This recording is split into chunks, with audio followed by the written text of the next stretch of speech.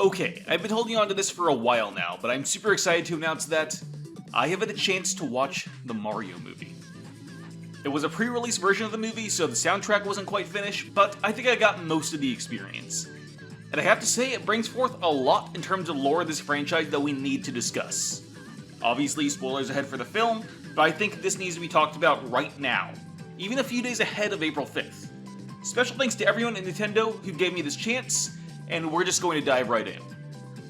The movie opens up with an actual backstory for the Mario universe, something we'd never had before up to this point. It explains how millions of years ago, when the asteroid that killed the dinosaurs arrived on the Earth, the impact actually shattered time and space as we know it, creating two alternate worlds.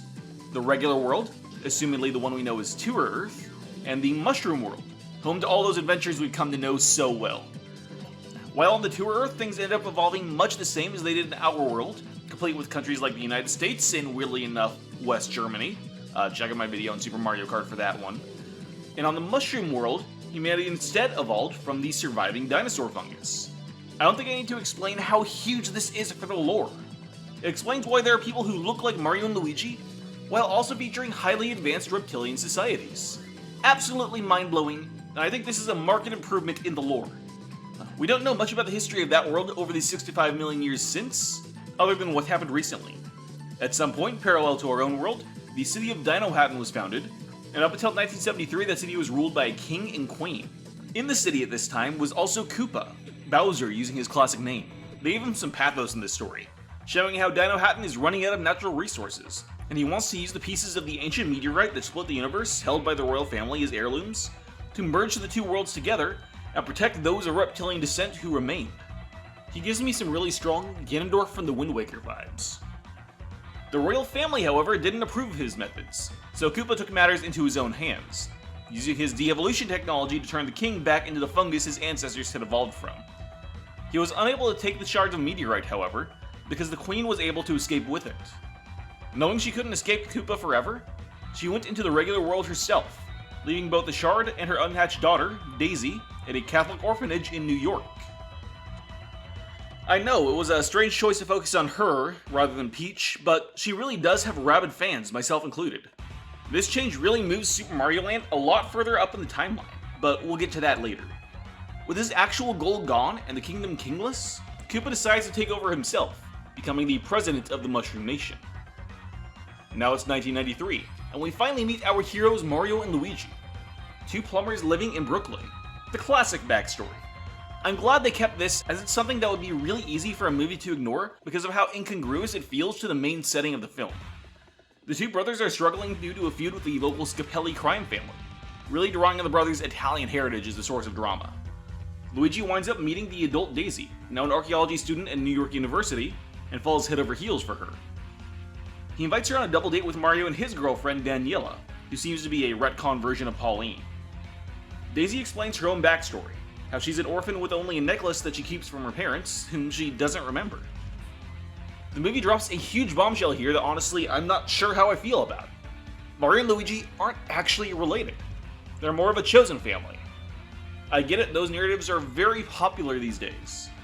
But I don't think it quite works for these characters in particular, though given the age difference between the lead actors, I guess they had to do something. That night, Mario and Luigi find that the Scapelli crime family, who we mentioned earlier, is sabotaging Daisy's archaeological dig site and jump in to help. It's very rare that we get to see the bros do any actual plumbing, so this is a great addition that instantly helped me forgive the retcon they introduced earlier. However, while the two are distracted, Daisy is kidnapped by Iggy Koopa and Spike, the first two members of the Koopa Troop who we meet in this film. The brothers chase after her, but are warped into the Mushroom World. Iggy and Spike bring the princess to Koopa, but were unable to get Koopa's true goal, the necklace with the meteorite shard, which had been taken by Mario and Luigi. But the brothers weren't able to keep it for long. While still wandering lost, the two ended up being mugged by an old lady, who was then herself mugged by a familiar face from Mario 3, Big Bertha. Finally, the two find a friendly face in the rebellious Toad. I don't know about you guys, but I can really see this character evolving into the captain in the future, maybe even with his own spin-off film. However, soon after, the three are arrested. Koopa sneaks in, pretending to be the bros' lawyer in order to get the necklace. The brothers, though, are completely clueless as to what he actually wants, and drives him crazy until he decides to try another method. he threatens to de-evolve them, showing how it works by de-evolving Toad into a Goomba. I've always wondered how these two radically different mushroom-based sentient species were related, so it's nice to see that question answered. Mario and Luigi, however, escape and leave town. Koopa decided to give Iggy and Spike one more chance, and evolves them in order to increase their intelligence to chase down the Mario Bros. However, being smarter makes the two question their loyalty to Koopa. So when they meet Mario and Luigi again, rather than fight, the two groups strike up a deal. They work together to get the necklace, and then take down Koopa. They all go together to Big Bertha's club, where Mario dances with a woman until he manages to steal the shard.